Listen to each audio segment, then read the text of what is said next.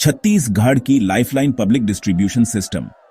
यह प्रणाली राज्य के हर कोने में फैली हुई है और इसका मुख्य उद्देश्य है कि कोई भी भूखा न सोए। पब्लिक डिस्ट्रीब्यूशन सिस्टम या पीडीएस लाखों भारतीयों की, खासकर गरीबी रेखा से नीचे रहने वालों की लाइफलाइन है। यह प्रणाली सुनिश्चित करती है कि हर परिवार को आवश्यक खाद्य सामग्री मिले, चाहे उनकी आर्थिक स्थिति कैसी भी हो। यह एक बहुत बड़ा नेटवर्क है जो चावल, गेहूं, चीनी और केरोसिन जैसी जरूरी चीजें सस्ती कीमतों पर उपलब्ध कराता है, जिससे लोगों को खाना मिलता रहे। यह प्रणाली न केवल भोजन की सुरक्षा सुनिश्चित करती है, बल्कि सामाजिक न्याय को भी बढ़ावा देती है। छत्तीसगढ़ जैसे राज्य में, जहां बहुत से लोग गांवों में रहते हैं और गरीबी है, पीडीएस लोगों के जीवन में बहुत महत्वपूर्ण भूमिका निभाता है। यह प्रणाली ग्रामीण क्षेत्रों में रहने वाले लोगों के लिए एक वरदान साबित होती है। छत्तीसगढ़ अपनी उपजाऊ जमीन और मेहनती किसानों के लिए जाना जाता है और इसे अक्सर इंडिया का राइस बाउल कहा जाता है। यह राज्य चावल का एक प्रमुख उत्पादक है, जो इस क्षेत्र का मुख्य भोजन है।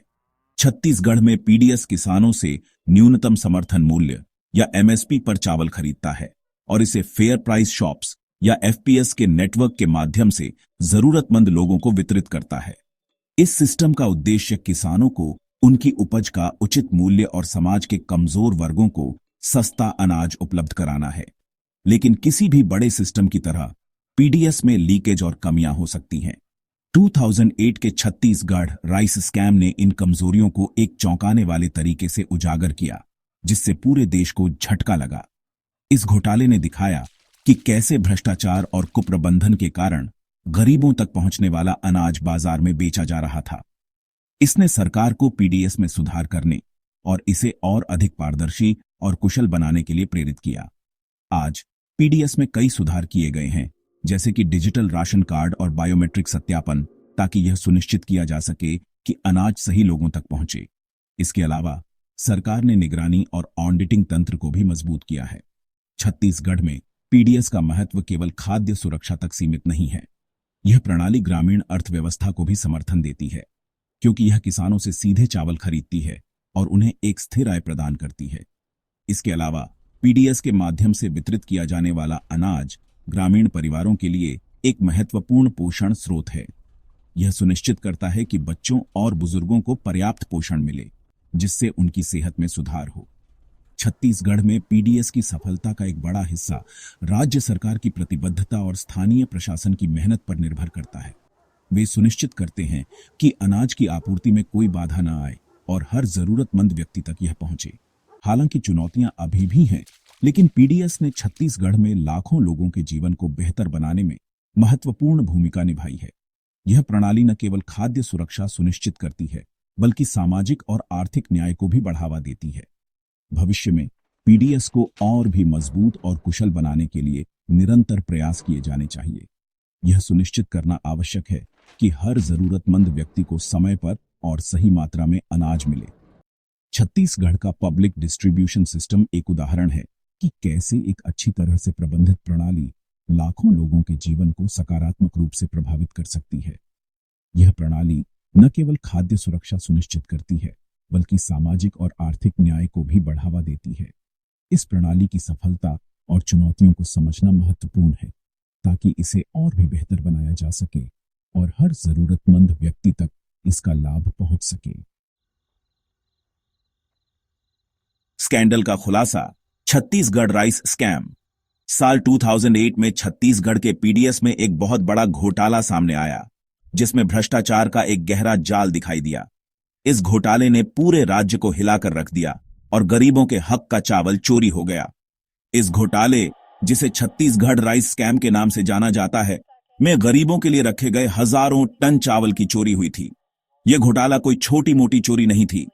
यह भ्रष्ट अधिकारियों, बेईमान व्यापारियों और मिल मालिकों के गठजोड़ से चलाया गया एक सुनियोजित ऑपरेशन था।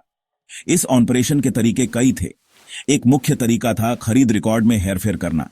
अधिकारियों ने किसानों से खरीदे गए चावल की मात्रा को बढ़ा चढ़ाकर दिखाया, कागजों पर असल में खरीदे गए चावल से ज्यादा चावल दिखाया। इस फर्जी चावल को फिर खुले बाजार में ज्यादा दामों पर बेच दिया गया, जिससे भ्रष्ट अधिकारियों और व्यापारियों की जेबें भर गईं। यह घोटाला इतने बड़े पैमाने पर था कि इसमें कई उच्च पदस्थ अधिकारी और राजनेता भी शामिल थे। एक और तरीका था नकली राशन कार्ड का इस्तेमाल। फर्जी नामों से जारी किए गए इन कार्डों का इस्तेमाल पीडीएस से चावल निकालने के लिए किया जाता था, जिसे बाद में खुले बाजार में अवैध रूप से बेच दिया जाता था। और तो और, जो चावल असली लोगों तक पहुंचता भी था, वह अक्सर खराब क्वालिटी का होता था।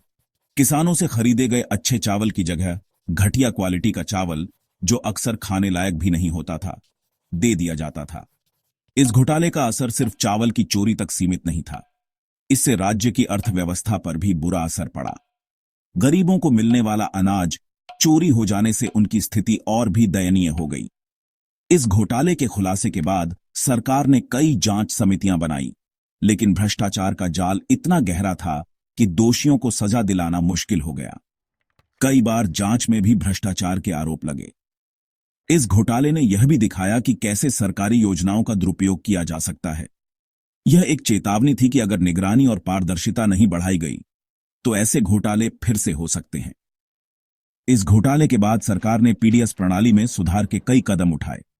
डिजिटल राशन कार्ड और बायोमेट्रिक सत्यापन जैसी तकनीकों का इस्तेमाल शुरू किया गया, ताकि भविष्य में ऐसे घोटालों को रोका जा सके।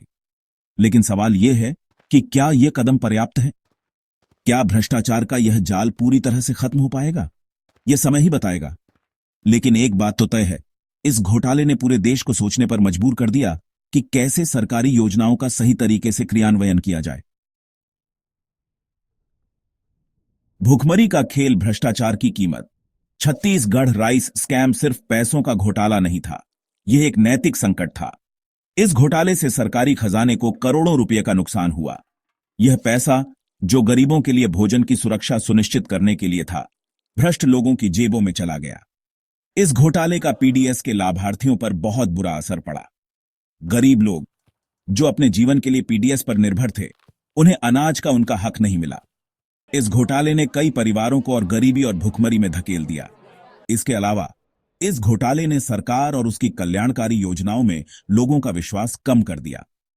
इस घटना ने पीडीएस की कमजोरियों को उजागर किया और सामाजिक न्याय के प्रति सरकार की प्रतिबद्धता पर गंभीर सवाल उठाए। यह घोटाला भ्रष्टाचार की मानवीय कीमत की एक कठोर याद दिलाता है। देर से इंसाफ, इंसाफ नहीं, राइस स्कैम की जांच। छत्तीसगढ़ राइस स्कैम के पैमाने ने पूरे देश को हिलाकर रख दिया। यह घोटाला न केवल राज्य की आर्थिक स्थिति को प्रभावित कर रहा था, बल्कि आम जनता के विश्वास को भी हिला रहा था। हर कोई जानना चाहता था कि इस घोटाले के पीछे कौन है और कैसे इतने बड़े पैमाने पर भ्रष्टाचार हो सकता है। जैसे जैसे घोटाले का आकार सामने आया, लोगों में गुस्सा फैल गया और त्वरित न्याय की मांग होने लगी।